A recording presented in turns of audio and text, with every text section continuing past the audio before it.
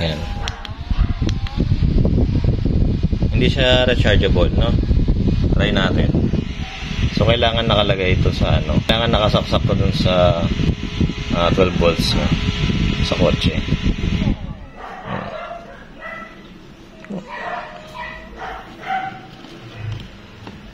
Tapos may ilaw na siya, no? Dalawa. Pangalawa. Yan. Pangatlo, naka-off na siya. Yun. Okay naman siya. Ito lang gusto ko kasi maghihiwala yung switch. Yung iba kasing ganito, pag in-on mo, same. Dalawa magbubukas. So ito, maghihiwalay. Pwedeng mas mabilis yung isa, pwedeng mas mahina yung isa.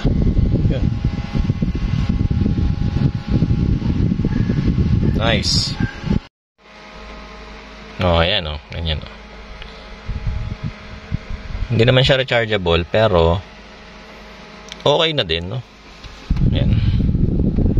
Nakasaksak siya dun sa ano. Ayan. Sa 12 volts.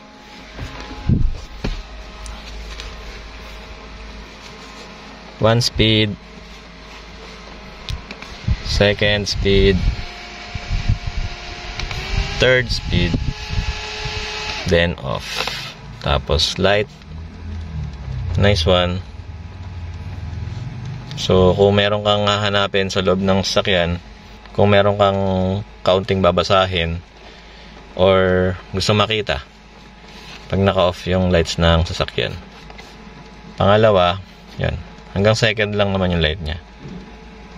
Hindi ko pa siya nasusubukan sa gabi, pero pwede naman makatulong to kung meron ka lang kaunting babasahin, no? Then, yung pan-third, off. Okay, next is yung strength test niya. First speed.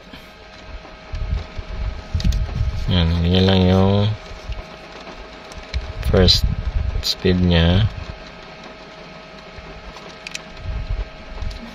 Second.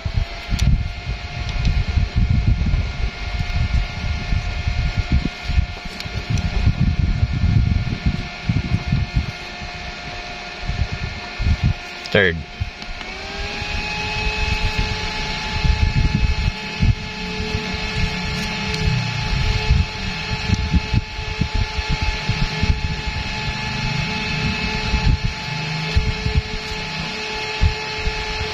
Yan. Pwede na siya sa loob ng sasakyan. Sabayan mo ng aircon, malamig to.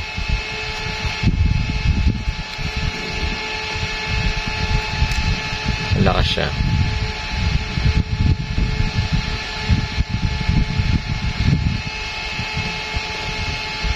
Ayos to, ayos.